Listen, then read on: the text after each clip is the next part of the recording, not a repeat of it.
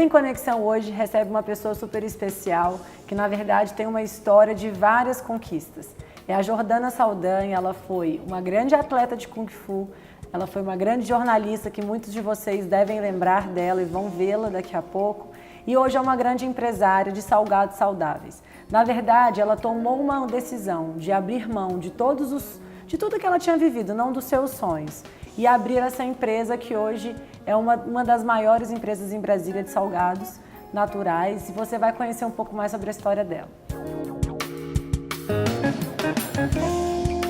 Olá, o Vida em Conexão hoje recebe a Jordana com muito orgulho. Vamos conhecer um pouco sobre a sua vida, sobre a sua história, saber de onde você nasceu, como foi sua infância.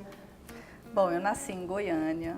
Eu sou filha de goianos com nordestinos, né? Minha família materna é toda de Goiânia. Mas eu brinco que, assim, eu sou tão goiana que a minha mãe só me levou para nascer lá. Me levou para nascer, depois nós voltamos para Brasília e eu tive uma infância tipicamente brasiliense, assim, de brincar debaixo do prédio, de jogar bete na rua. E estudei em algumas escolas bem bacanas aqui da cidade, que foi Santo Antônio, Sigma, escolas religiosas, bem, né? Todo mundo que cresceu em Brasília tem uma história, se conhece. Justamente. Hoje em dia uma geração que vocês...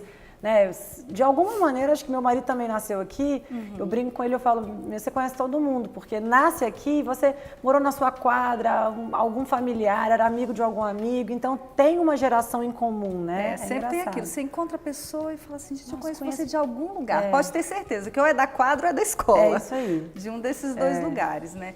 E foi no Guará, a cidade satélite onde eu cresci, que eu conheci o esporte, né? O esporte fez parte da minha vida desde o início, assim. Eu comecei fazendo taekwondo, na verdade eu comecei fazendo jazz, fugi da aula de jazz para fazer taekwondo, escondido da minha mãe, porque eu não gostava de balé. Minha mãe é pianista, artista plástica, e eu não gostava de nada disso, né? Então eu fui para o outro lado, fui pro extremo. Mas aí o esporte entrou na sua vida de uma maneira natural, assim, ou você foi incentivada pelos seus pais de alguma maneira? Não, foi natural. Na mesma academia na qual eu fazia jazz, tinha taekwondo, e eu me apaixonei, achei aquilo lindo, né? Aquela questão oriental, enfim. Pela luta. É a luta, né? Ao mesmo tempo que tem a questão da firmeza, também tem a questão da graciosidade, né? Então eu me apaixonei. Fiz taekwondo durante 2 anos, já comecei a competir, minha mãe descobriu no dia que eu cheguei com a canela roxa. Ai, meu Deus. Cheguei com a canela roxa e com a notícia de que a adversária estava no hospital, que tinha torcido o joelho. Ela levou um susto, mas assim... Não aceitou bem por ser um esporte, claro. Lógico, né? E aí depois eu fui roubada pelo professor de Kung Fu. O professor de Kung Fu enxergou em mim uma campeã e falou, não, Jordana, eu quero você aqui competindo no meu time. E você sempre competiu? Era algo que você tinha dentro de você como uma vontade? Você é competitiva como pessoa? Eu acho que é algo genético, porque na primeira oportunidade que eu tive de competir no taekwondo, eu já entrei, já ganhei, e no primeiro convite do Kung Fu, eu também já entrei, já fui, já ganhei, com 6 meses eu estava indo competir fora do país. Nossa. Foi no Campeonato Pan-Americano, já ganhei também. Nossa. E assim foram 17 anos competindo, dos quais 12 na seleção brasileira. Nossa. Então você tem uma grande história como uma grande esportista no Brasil, na verdade. E aí você deixou o Kung Fu quando, assim? Quando você realmente viu que era a hora de se aposentar, talvez, você é muito jovem para falar em aposentar, mas quando você viu que era a hora de parar ou de desacelerar, porque eu sei que essa vida de atleta de verdade, de ponta, que compete, que vive para isso, que viaja aqui, né, que é um pouco estressante no sentido de dedicação, né? Você tem que se dedicar 100%. Paralelamente ao Kung Fu, eu cursei jornalismo, que é uma das minhas outras paixões. E eu sempre levei as duas profissões. Eu digo profissão porque eu sou jornalista e eu fui atleta profissional de Kung Fu. Então, eu fui convidada para treinar em São Paulo, né, a convite de uma multinacional chamada Dana, que é uma multinacional de sistemas automotivos, Então eu fui a única atleta brasileira que recebia mensalmente para competir. Eu tive essa oportunidade de competir, morei nos Estados Unidos, patrocinada por essa empresa, passei uma temporada na China também, treinando numa universidade também patrocinada pela Dana, mas eu acho que foi mais uma questão também de oportunidade. Por quê? Meu apelido é Dana. Então eles enxergaram uma maneira de fazer uma campanha internacional com a minha imagem. Né? Então foi muito bacana, porque eles estavam num momento de briga com outra montadora, então eles usavam todos os quesitos do Kung Fu, que é força, explosão, e que são pertinentes também a motor de carro, enfim, e peças, e fizeram uma campanha mundial que se chamava A Dana é Boa de Briga. E nessa história fomos durante 4 anos. E paralelamente eu era repórter de televisão. Aí você me pergunta, Jordana, como né? Como que você dava conta? De meia-noite às 6. Eu treinava 8 horas por dia e ainda trabalhava. Eu vivia para isso. Eu passei muito tempo sem ter vida pessoal, né? E me dedicando exclusivamente. Quando a gente quer, a gente consegue. Né? Hoje eu sou mãe, mas ainda mais hoje eu sei que quando a gente quer, a gente pode. Né? A gente não tem noção, né? Da nossa capacidade, né? Nós temos uma capacidade tremenda dentro de nós e a gente muitas vezes não usa. E aí, às vezes, a gente pensa muito no cansaço, na desmotivação. Mas se você tem um objetivo como você tinha, e você é bastante determinada, você alcança aquilo que você esperava. Então, você arranjou horários, você né, se dividiu em 1000 e conseguiu manter o jornalismo e o Kung Fu na sua vida. Aí você me perguntou quando eu decidi parar. Foi. Né? Quando eu decidi parar? Foi em 2005, quando eu fui para o Vietnã. Competir no Mundial e eu percebi que a minha performance não estava sendo mais a mesma. Então eu percebi que aquela etapa já tinha passado, eu já tinha viajado o mundo inteiro, já tinha conhecido muitas pessoas, é uma experiência de vida fantástica. Claro, com certeza. E vamos parar por ali, né? Apesar de que tinha categoria Master e tal, ainda tem, mas assim, no campeonato oficial eu já tinha chegado no máximo, né? Então eu pensei... E eu concordo com você, eu acho que na vida a gente também tem que saber o momento de parar. Senão também a gente não sabe até onde o nosso corpo suporta, talvez venham lesões e aí te geram outros problemas. E também porque é o que você falou, é bom nós ficarmos na lembrança como a campeã, né, aquela que sempre ganhou, do que ficar com uma história que, querendo ou não, você poderia ficar desmotivado. Já que você é muito competitiva, acho que não ia ser algo positivo que você ia querer, né, que ficasse, enfim, na sua história. E como entrou na sua vida... Não, depois disso tudo, aí você voltou a ser jornalista, então. Então foi aí que você voltou a carreira de jornalismo de fato e assumiu ser jornalista? Quando eu fui para São Paulo, eu era recém-formada, mas também no jornalismo eu fui muito precoce. Então, por exemplo, no primeiro semestre de faculdade, eu fiz um concurso para a Rádio Brás, na época existia um concurso para estágio, passei. E já passei pela produção na Rádio Brás e rapidamente entrei para a reportagem. No segundo ano de faculdade, eu já estava apresentando um programa de esportes na TV Brasília, que chamava Planetação.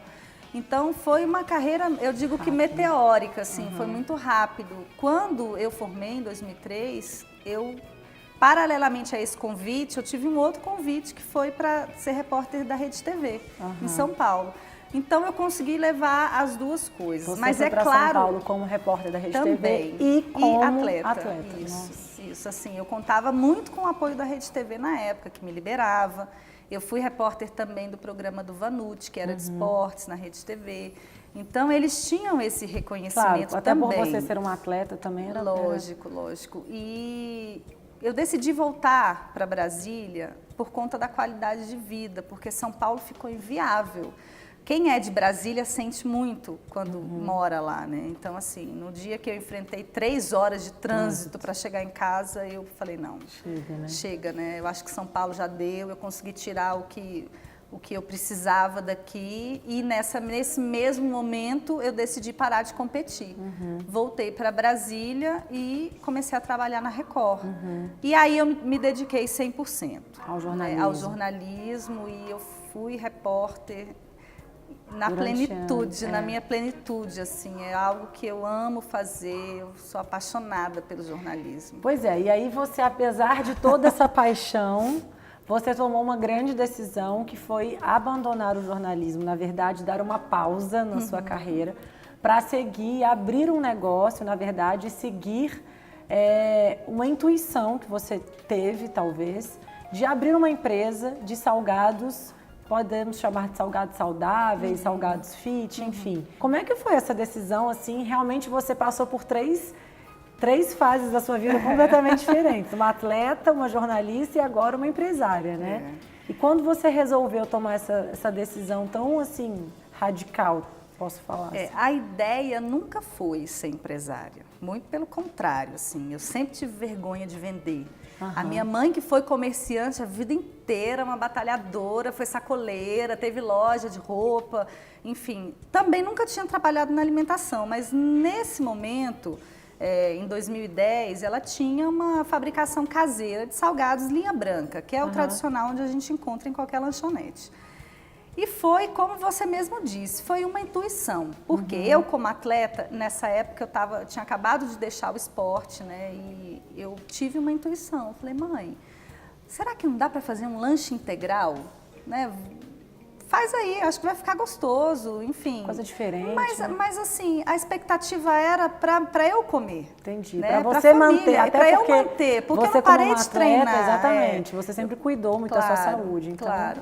E aí a minha mãe ficou um pouco reticente no início e tal, mas eu sempre lá, incentivando. Então, com certeza, era alguém maior que estava por trás de mim, me espetando. Com certeza, olha, era uma vai. Uma voz que você ouviu e você obedeceu, né? Eu só que muitas obedeci. vezes, a gente acha que isso é loucura da nossa cabeça. Mas e aí não isso é bom dizer para as pessoas que estão em casa que muitas vezes os grandes negócios acontecem quando a gente segue o nosso coração e a nossa intuição.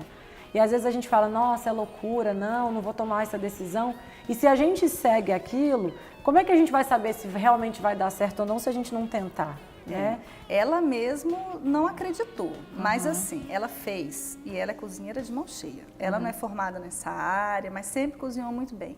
E ficou muito gostoso e muito saudável. Porque como eu já tinha uma vida de 17 anos com dietas e com vários nutricionistas, enfim, eu aprendi um pouco daquilo, né? E eu sempre falava para ela, mãe, não vamos usar gordura vegetal, vamos usar óleo de canola, né? Não vamos pôr leite na massa, não vamos pôr margarina. Vamos, assim, sempre com o objetivo de ser o mais saudável possível. E ficou tão bom que veio essa voz de novo e falou, tá aí, tira a sua mãe de dentro de casa. Tira a sua mãe de dentro de casa e abre uma fábrica. E eu fiquei louca, né? Eu virei pro meu marido e falei, amor, como? Né? Eu não tenho dinheiro, uma fábrica custa muito caro. E ele, não, vamos pegar um dinheiro no banco e vamos abrir. Nossa, ele foi um grande incentivador, Ele foi muito, ele é administrador e ele é um super visionário, assim. Ele falou, vamos. E eu, tá, vamos. Aí foi só crescendo. E eu, como jornalista ainda, como repórter ainda, me dedicando aos dois negócios, né? A fábrica foi crescendo, a gente saiu do condomínio dela, alugamos um espaço 4 vezes maior, fizemos um novo investimento e veio aquela voz de novo. E aí, você vai ficar em cima do muro? Tome uma decisão, né? Tome uma decisão. Eu sei que você ama o jornalismo, mas... E a fábrica? A fábrica tem um mundo pela frente. Né? O jornalismo, você já chegou lá, você já está no nacional, você já conseguiu cumprir a questão ideológica, né? Porque eu sou jornalista por ideologia e eu sou empresária por ideologia também, hoje. Porque e você também, mais uma vez, chegou também no topo, no sentido de falar assim... Cheguei no topo.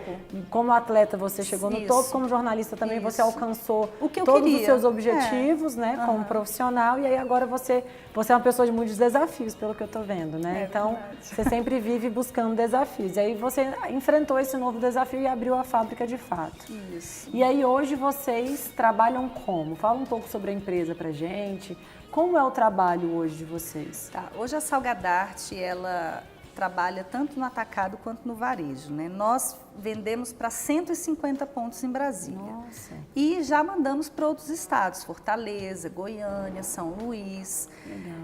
Qual é o nosso foco? O nosso foco é ser saudável. Então, como ser saudável?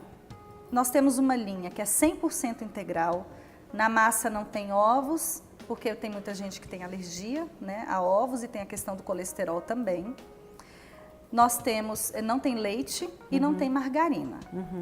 Tá? Então existe essa linha e com todos os recheios saudáveis. Tem a linha Fit, que é uma linha hiperproteica e low carb, sem glúten. A massa é feita de frango com batata doce. Nossa. Né? Nós temos o pão de queijo Fit, que é a grande novidade da Salgadarte, que é um pão de queijo que não tem óleo, não tem ovos, a base é batata doce com ricota. Nossa, que delícia que deve ser.